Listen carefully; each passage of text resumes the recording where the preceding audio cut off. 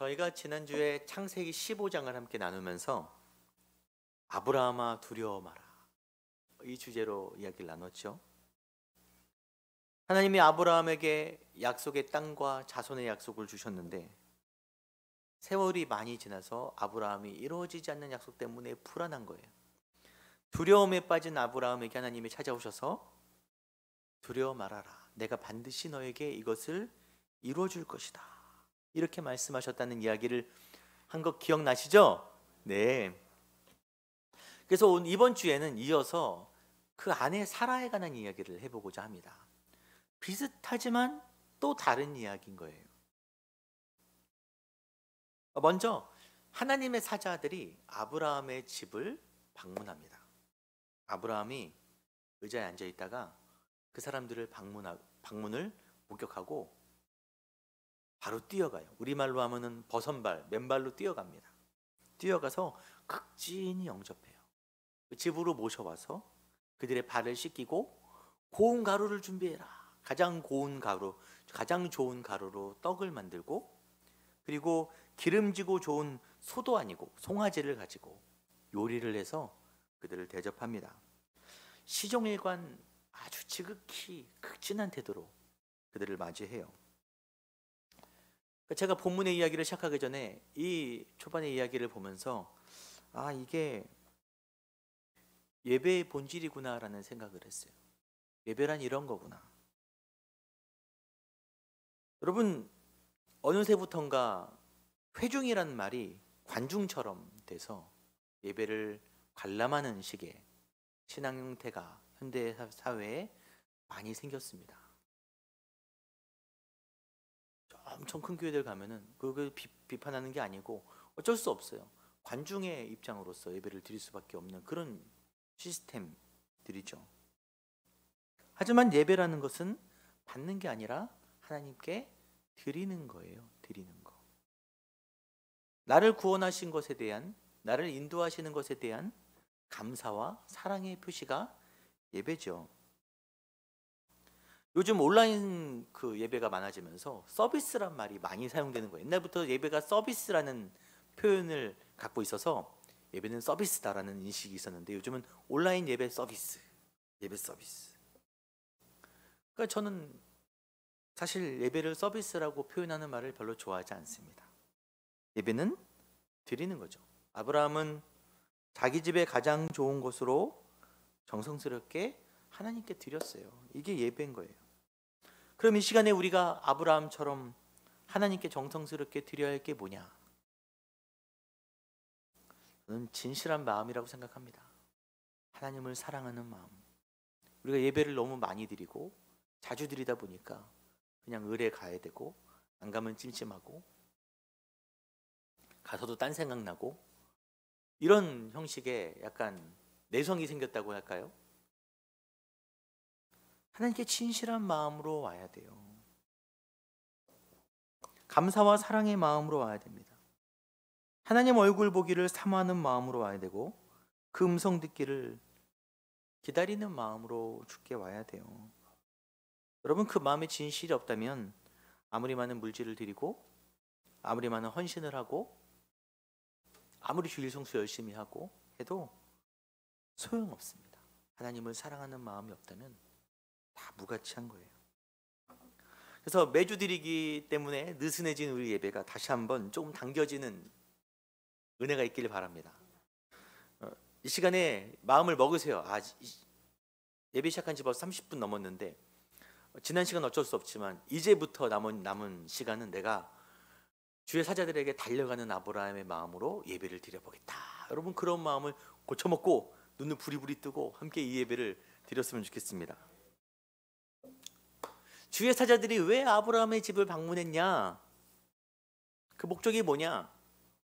식사를 함께 한 후에 사자들이 바로 얘기합니다.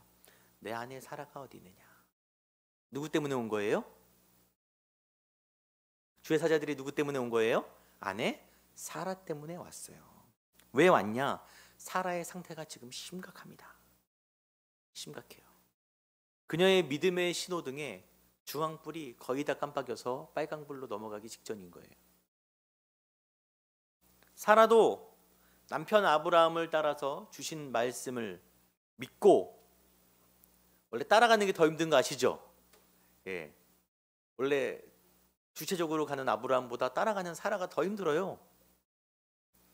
함께 험하고 긴 여정을 따라 나섰습니다. 그리고 약속이 성취되기를 그녀도 오래 기다렸어요. 오래 기다리다 지칠 때쯤, 지난주 창세기 15장 나눌 때 하나님이 바깥으로 나가서 별 보여주면서 약속 잊지 마, 두려워하지 마, 내가 별처럼 많은 자손을 줄 거야 라고 약속을 주셨어요. 기다려 했는데 몇 년쯤 기다리면 적당할까요? 하나님의 약속을 5년? 10년? 사라의 나이가 89세가 되었어요. 89세.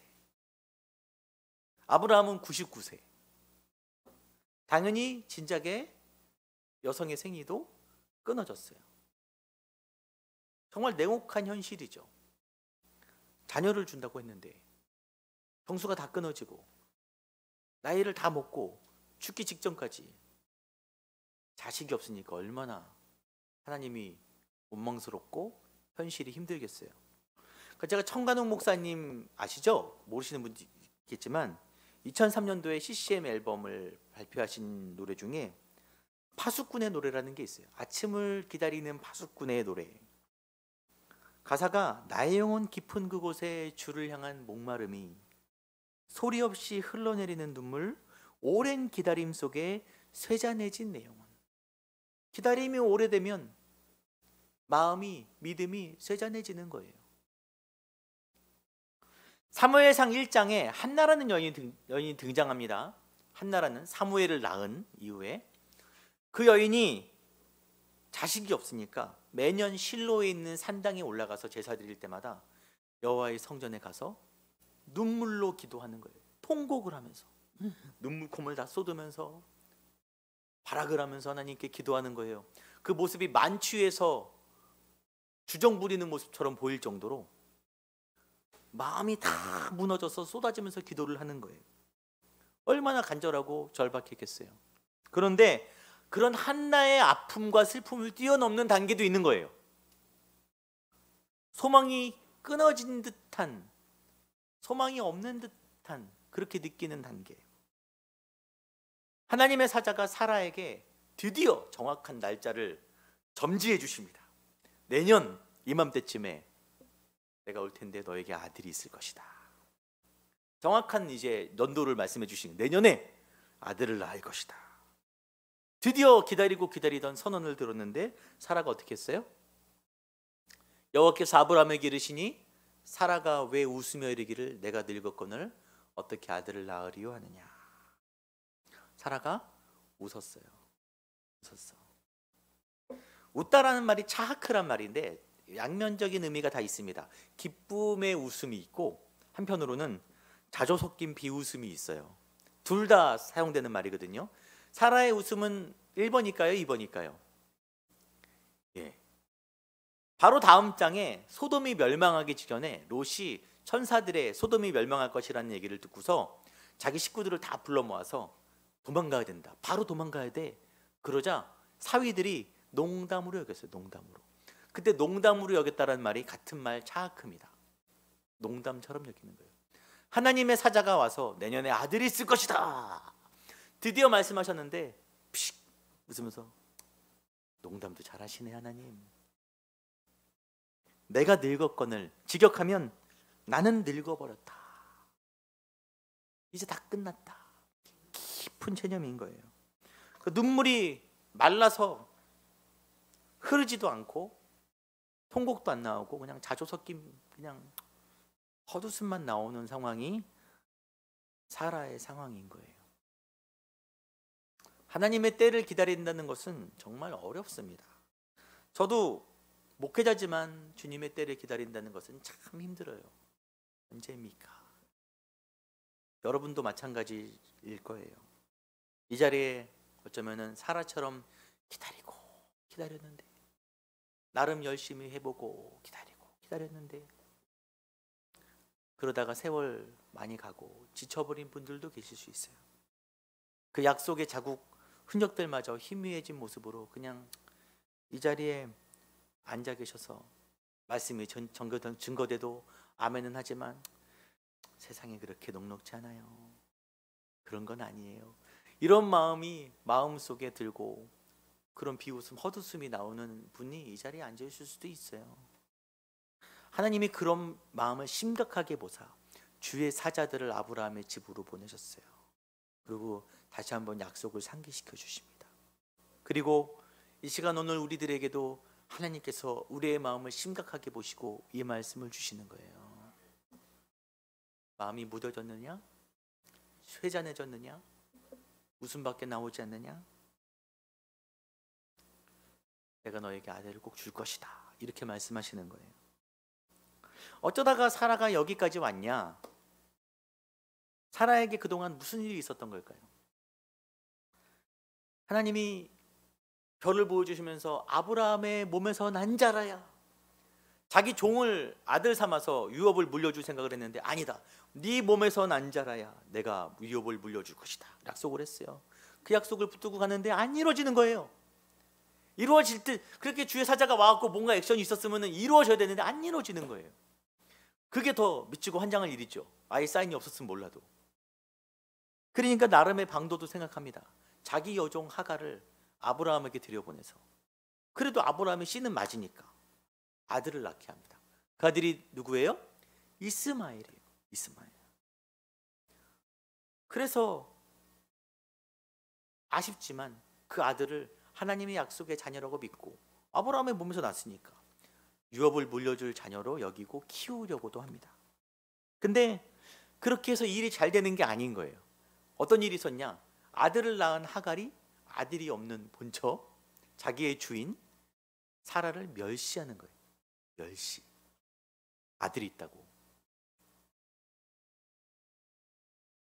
이래저래 일이 많았어요. 그리고 그 이후로도 이스마엘을 볼 때마다, 그 아이가 웃으며 뛰어노는 것을 볼 때마다 사라의 마음에 계속 상처가 생기는 거예요. 상처가.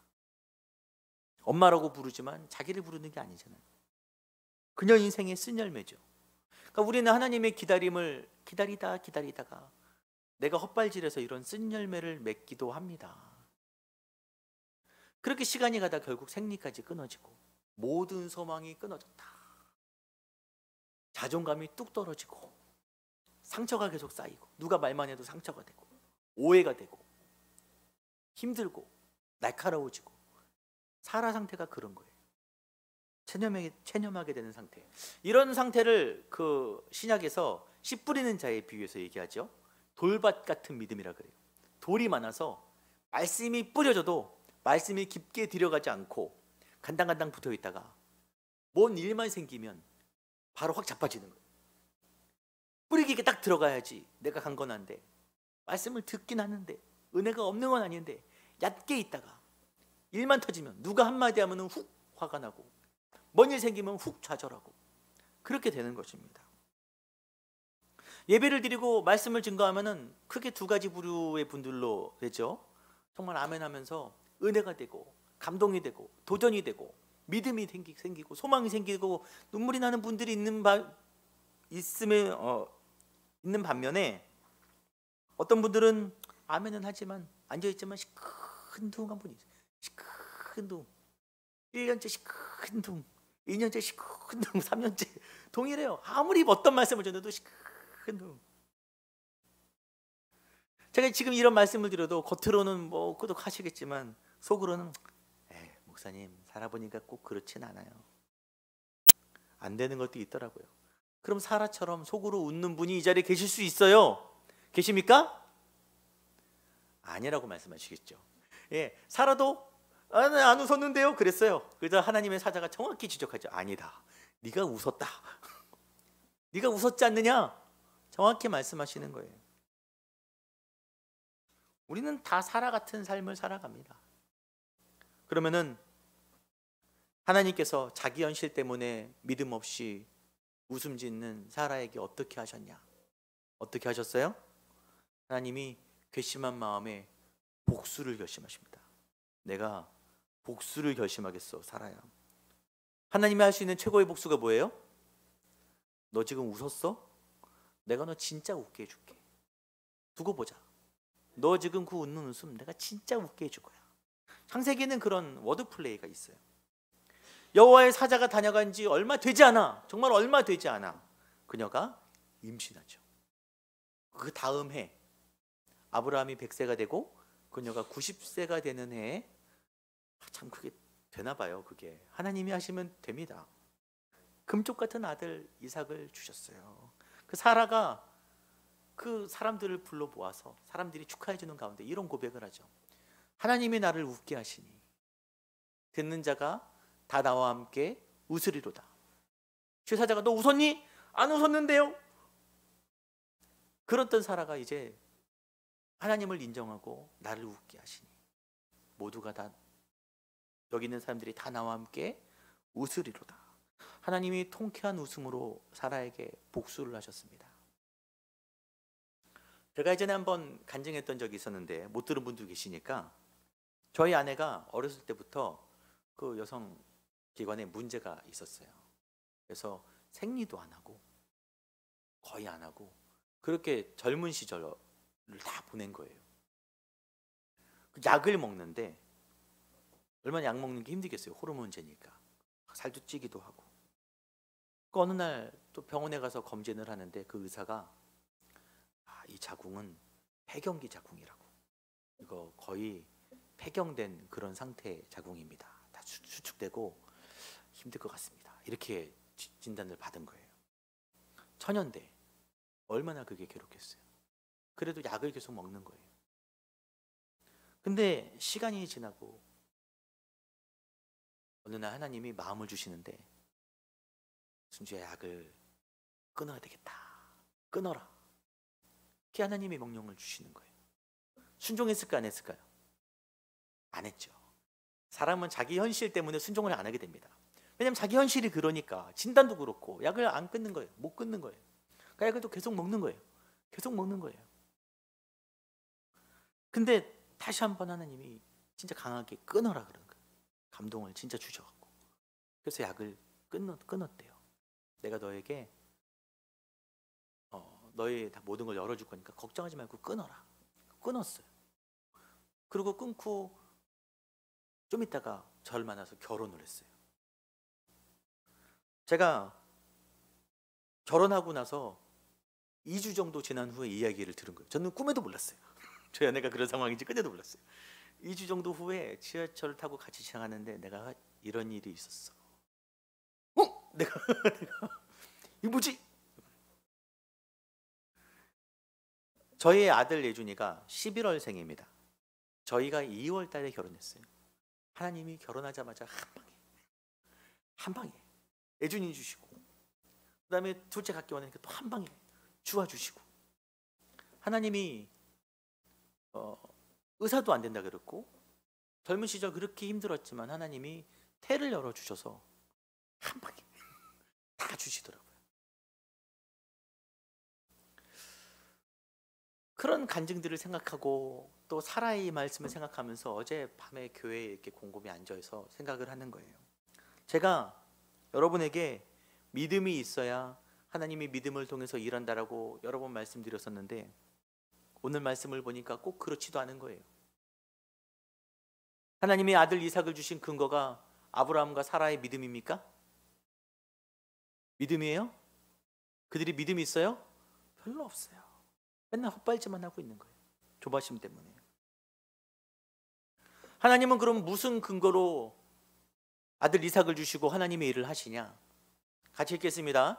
여호와께서 말씀하신 대로 사라를 돌보셨고 여호와께서 말씀하신 대로 사라에게 행하셨으므로 사라가 임신하고 하나님이 말씀하신 시기가 되어 노년에 아브라함에게 아들을 낳아요. 뭐대로 하시는 거예요? 말씀하신 대로. 말씀하신 대로 돌보시고 말씀하신 대로 행하십니다. 우리 믿음 때문이 아니더라고요. 내가 믿음이 좋아야, 내가 강건해야, 내가 제대로 서 있어야 하나님이 일을 이루시는 게 아니라 내가 주저앉아 있고 웃음만 픽픽 나오고 말씀도 안 들리고 마음은 닫혀 있고 돌박 같은 마음, 가시 같은 마음, 길가 같은 마음으로 예배당에 앉아 있어도 하나님은 본인이 우리에게 하신 말씀하신 대로 약속하신 대로 그 약속을 근거해서 지키십니다. 지켜주세요. 아브라함과 사라가 대단해서 믿음의 조상 된 게 아니라 대단하신 하나님이 그들을 믿음의 조상으로 만들어 주신 거죠. 지나고 보니까. 여러분, 세월이 많이 지나서 늦은 것 같습니까? 가진 모든 것이 정말 다 무너져서 소망이 없다라고 생각하십니까? 그래서 예배를 드려도 확신도 없고 불만과 의심만 가득하고 있지 않습니까? 이 시간 아까 말씀드렸지만 말씀을 듣고 웃음밖에 나오지 않더라도 하나님은 그런 우리 상태에 연연하지 않으세요. 제가 오늘은 믿음을 가지라고 권면하지 않을 것입니다. 뭐라고 권면하냐? 하나님이 여러분의 그런 마음 상태에 복수하실 것입니다. 사라에게 하셨듯이. 너 웃지? 안 믿지? 내가 너 진짜 웃게 해줄게. 내가 너 진짜 만들어줄 거야. 저희 이선혜 권사님이 입원하셨는데 저 처음에 저 만나고 얼마 안 돼서 며칠만 평안의 시간을 가졌으면 정말 좋겠다. 정말 좋겠다. 마음이 힘드니까. 근데 얼마 전에 얘기하는데 제가 누리고 살아요. 그러더라고요. 제가 누리고 살아요. 지금처럼만 평안했으면 좋겠어요. 그러시더라고요. 하나님이 그 마음의 소원들을 하나하나 다 이루어주십니다. 여러분, 하나님이 여러분에게 복수하실 거예요. 지금 여러분의 그 불신의 눈빛 하나님이 정말 웃게 하시리라 믿습니다. 그 하나님의 역사를 우리가 이 교회에서 함께 신앙생활을 하는 가운데 여러분도 보고 옆에서 저희도 함께 보는 놀라운 은혜의 역사가 있기를 확신합니다. 아멘.